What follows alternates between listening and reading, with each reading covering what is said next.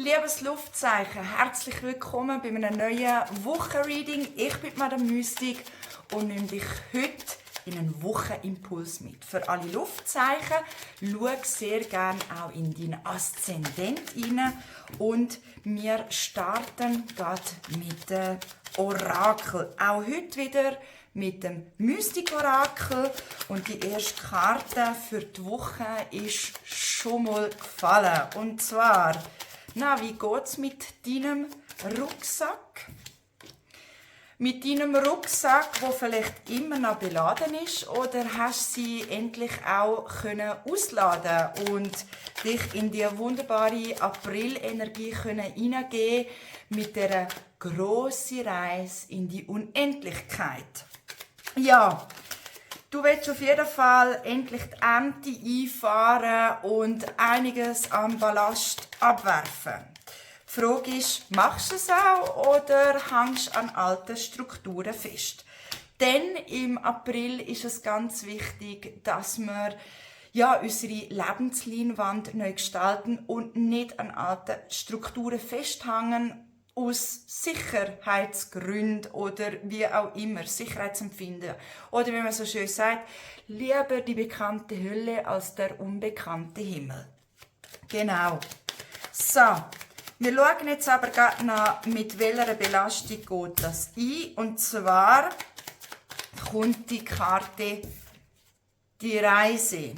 Also, du willst loslegen, fühlst dich aber immer noch stagniert, weisst noch nicht so ganz und bist hauptsächlich gerne in einer beobachtenden Haltung. Und zwar, die Wege stehen offen, aber wenn du nicht laufst und immer denkst, ja, es wäre irgendwie noch cool, dort und dort hinzugehen, das und das zu erleben im Leben oder das und das zu erreichen, dann bleibst du immer in einer passiven Haltung. Du bist immer nur am Studieren. Das ist passiv. Aber es ist wichtig, dass du in die Aktivität hineinkommst. Nicht nur immer das Leben von außen zu beobachten, sondern am Leben teilzunehmen, loszulegen. Wenn du mit deinem Lebensboot in neue Strukturen gehen willst, dann bedarf es Bewegung. Und nicht nur wäre schön und was könnte noch, sondern Schritt für Schritt endlich aus dieser beobachtenden Haltung rauszugehen und endlich in eine Stabilität hineinzukommen. Das ist ganz, ganz wichtig. Wenn man immer nur am Sinnieren ist, dann kommt man nie zum Ausdruck. Dann hat man zwar immer die wunderbaren Samen hier in der Hand, aber man ist nie bereit, sie zu setzen und dementsprechend halt eben auch das Aktive hineinzugehen, um vielleicht endlich einmal metaphorisch gemeint zu gießen, dass es gedeihen kann. Das heisst, du darfst dich wirklich aus diesen Ballast und aus diesen stagnierenden Themen endlich loslösen. Der April hat ja genau die Energie, eine riesige Sprengkraft. Aber er verlangt halt eben auch ab, dass wir alten Strukturen Tschüss sagen. Was aber auch ganz wichtig ist, dass man halt eben vielleicht auch mal gewisse Systeme oder Vorstellungen völlig über Bord wirft. Stell dir vor, du hast eine Lebensleinwand vor dir. Du hast alle Farben, wo du willst oder haben kannst oder was es gibt. Vielleicht auch die wir noch gar nicht kennen. Hast du vor dir und du hast die Möglichkeit, jetzt deine Lebensleinwand neu zu gestalten. Willst du denn die Idee und die Vorstellungen, die du bisher gehabt hast, dort will ich hin und so muss das Leben aussehen, willst du die auch wieder auf die Lebensleinwand aufmalen? Willst du vielleicht nicht etwas Neues kreieren? Also, vielleicht auch einmal eine gute Übung, zum sagen, ich tue jetzt wirklich all die Vorstellungen, die ich habe, schmeiße ich einfach mal weg. Und da wirklich auf ein leeres Blatt Papier meine Ideen und meinen Weg, wo ich hin will, meine Bedürfnisse, ich dort drauf malen. Weil wir vergessen oftmals viele Ideen, die wir haben, wo wir das Gefühl haben, das sind unsere Wünsche, das sind unsere Träume, Ziele, Bedürfnisse, sind oftmals an alte Erfahrungen verknüpft, aus Ängsten, aus Sicherheit und so weiter und so fort. Nicht, dass du dann etwas Neues kreierst, wo du eine Problemverlagerung machst und das wieder mitziehst, was du bereits in deinem Rucksack hast. Also, stell dir mal vor, du bist ein leeres Gefäß und du darfst das Gefäß jetzt neu füllen. Komplett leer. Und denk gross. Denk gross und weit. Gross und weit. Und nicht irgendwie an alten Strukturen festheben. So. Ja, wir haben natürlich auch das Glück auf unserer Seite hier. Liebes Luftzeichen. Du leist dich selber ins Blatt und voilà, wunderbar. Du leist dich hier selber ins Blatt. Ob du Männlein, Weiblein, was du auch immer bist, du leist dich selber rein. Du weißt, dass du immer wieder Chancen und Möglichkeiten hast und nimm sie. Nimm die Chancen und die Möglichkeiten.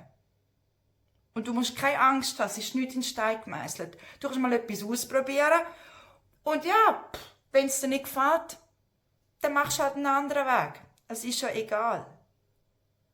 Und es ist ja nicht so, dass es du nicht auch schon wie Blitzschläge manchmal Impuls bekommen hast. Oder dein Gefühl oder dein innerer Radar dir genau gesagt hat, hallo, da wäre eine Chance, nimm sie, zum Beispiel den Rucksack zu transformieren, einen neuen Schritt zu machen. Es ist dir mehr als nur bewusst. Wir dürfen auch also ganz wichtig, wenn wir immer wieder kleine Chancen nehmen, kleine Schritte machen, dann führt das uns auch zum Ziel. Falls du das Gefühl hast, es muss irgendeine Explosion kommen, wo einfach alles wegrasiert und einfach alles ganz neu ist, das gibt es hier und da schon mal. Aber das ist nicht immer so. Und wenn wir die kleinen Chancen nicht wertschätzen, wieso sollte eine grosse Chance kommen? So. Dann, was haben wir noch?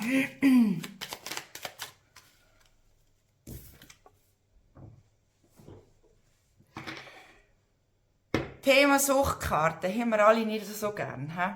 So, Sucht ist nicht unbedingt damit gemeint, mit Alkohol, Drogen, Nikotin, was auch immer. Es gibt auch die Sehnsucht, Eifersucht, Kontrollsucht, das ist schon grenzenlos. Schau das mal genau an. Eine Sucht ist immer eine Mangelhaltung und die hebt uns fest. Das sind niederschwingende Energien, die nicht gut tun. Die nicht gut tun, die uns festheben in einer Situation. Was ist es bei dir? Angst zum Kontrollen abgeben. Angst, einen Schritt in der unbekannten Himmel zu machen. Wir schauen hier gerade noch, was drauf fällt. Die Verwicklungen.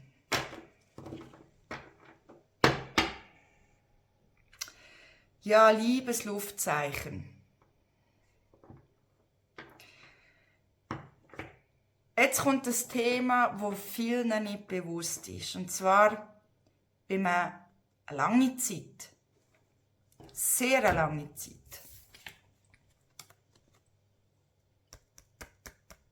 hier unterwegs ist,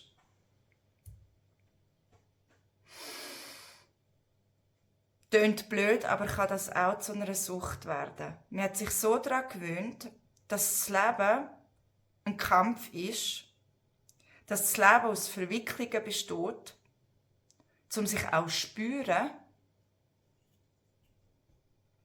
dass einem nicht mehr bewusst ist, dass das Leben auch anders laufen kann.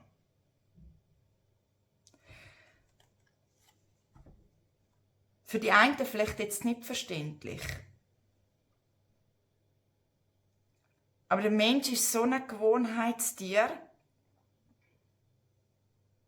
dass man halt eben gern durch den Scheiß, durch Grenzüberschreitungen, durch Schmerz, durch Leid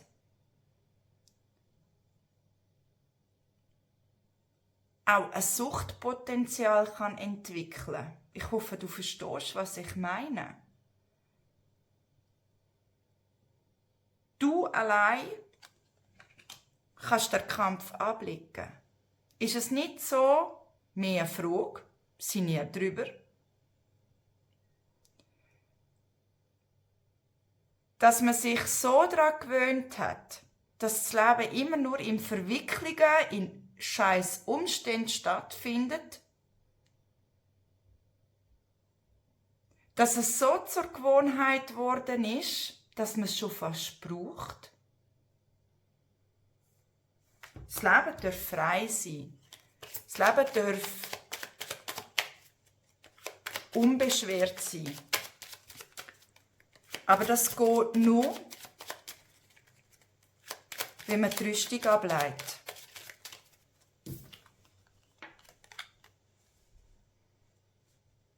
Und das kann vor allem passieren, wenn man wieder das Ganze spielerisch anschaut. Wenn man wieder mit bunten Farben malt. Kinder malen gern. Fang an malen. Fang an singen. Fang an tanzen. Schau das Leben nicht so ernst an.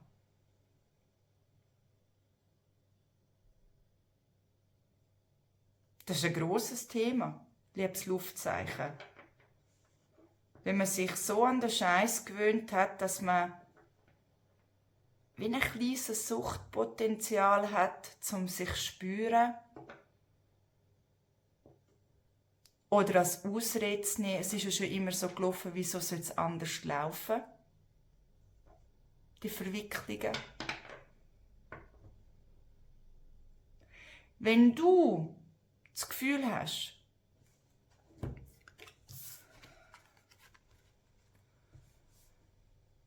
du musst Kontrolle über Stagnation haben, über einen Kampf oder was auch immer, du wirst den Kampf immer verlieren. Du wirst den Kampf erst gewinnen, wenn du das Schwert, deine Axt, was es auch immer ist, ableihst.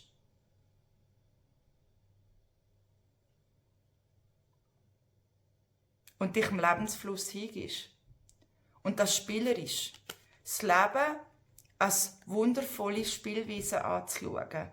Nicht als Kampf, nicht als keine Ahnung was, wie man es auch immer definieren will, sondern einfach in vielen Farben. Ein Kind sieht viele Probleme nicht, was wir Erwachsenen haben. Weil es ist noch unbeschwert. Es ist,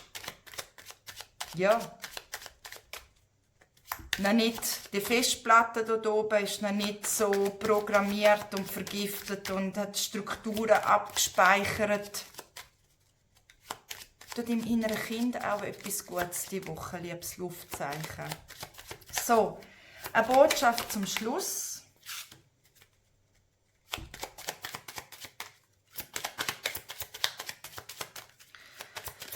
Zum Schluss. Schau den Betrug ganz genau an. Alles, was falsch läuft, aber auch der Selbstbetrug. Richte deine Kompassnadel neu aus. Reflektier's. Schau es genau an. Und es geht nicht darum, Menschen oder Situationen den Finger drauf zu zeigen und zu sagen, ja, ihr seid schuld oder das ist schuld. Dreh den Finger zu dir und frag dich mal, was will's mir mit dem sagen? Du hast die Woche wirklich die Möglichkeit, einen ganz tiefen Shift-Prozess zu machen und deine Kompassnadel neu auszurichten. Und vor allem in Aktion zu kommen. nicht nur immer passiv im Leben zu sein, sondern zur Regentin oder Regent von deiner eigenen Lebensspielweise zu werden und, ja, die Lebensleinwand neu zu gestalten.